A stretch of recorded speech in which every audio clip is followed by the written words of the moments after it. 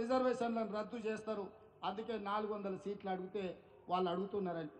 నిన్న మన కిషన్ రెడ్డి బండి సంజయ్ అన్నాడు రాజ్యాంగం మారుస్తామని ఎవడన్నా అంటే వాడిని చెప్పుతో కొట్టాలని.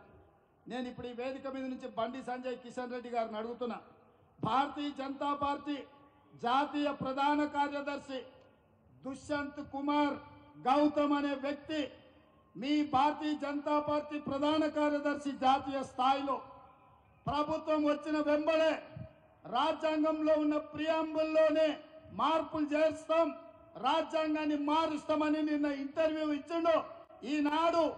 ఈనాడు పేపర్లో ప్రముఖంగా తాటికాయంత అక్షరాలతో వచ్చింది.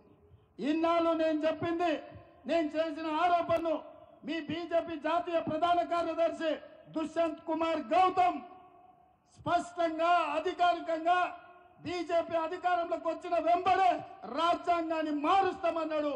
ఇప్పుడు ఎవరిని చెప్పు తీసుకొని కొట్టాలని గుండు నేను అడుగుతున్నా.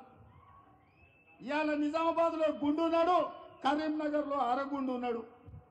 ఇక అపర మేధావి కిషన్ రెడ్డి నేను అడుగుతున్నా, మీ ప్రధాన కార్యదర్శి రాజ్యాంగాన్ని మారుస్తామన్నాడు కదా, అబద్ధాలు చెప్పినందుకు మిమ్మల్ని కొట్టాలన్నా రాజ్యాంగం మారుస్తా అన్నందుకు మీ ప్రధాన కార్యదర్శిని కొట్టాలన్నా మీరే నిర్ణయించండి.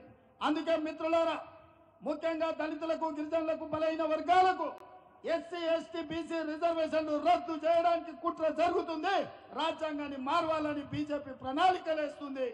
మీ రాజ్యాంగం రద్దు కాబోతుంది, మీకు ఇచ్చే రిజర్వేషన్లను తొలగించబోతున్నారు. ఇవాళ మనం బీజేపీకి ఓటేస్తే మన రిజర్వేషన్లు రద్దు అవుతాయి. ఇవాళ కాంగ్రెస్ని గెలిపిస్తే మన రిజర్వేషన్లు ఇంకా పెరుగుతాయి. అందుకే ఇవాళ ఆలోచన చేయండి, మీరు బీజేపీకి వేసే ప్రతి ఓటు మన రిజర్వేషన్ల మీద పోటుగా మారుతుంది. బీజేపీ మన మెడ మీద ఏలాడుతున్న కత్తి, ఆ కత్తిని తుదబొట్టించాలి అని అంటే కాంగ్రెస్ పార్టీ గెలవాలి. మీరందరూ రాజ్యాంగాన్ని రక్షించుకోవడానికి, రిజర్వేషన్లను కాపాడుకోవడానికి కాంగ్రెస్ పార్టీని గెలిపించడానికి సిద్ధంగా ఉన్నారు కదా.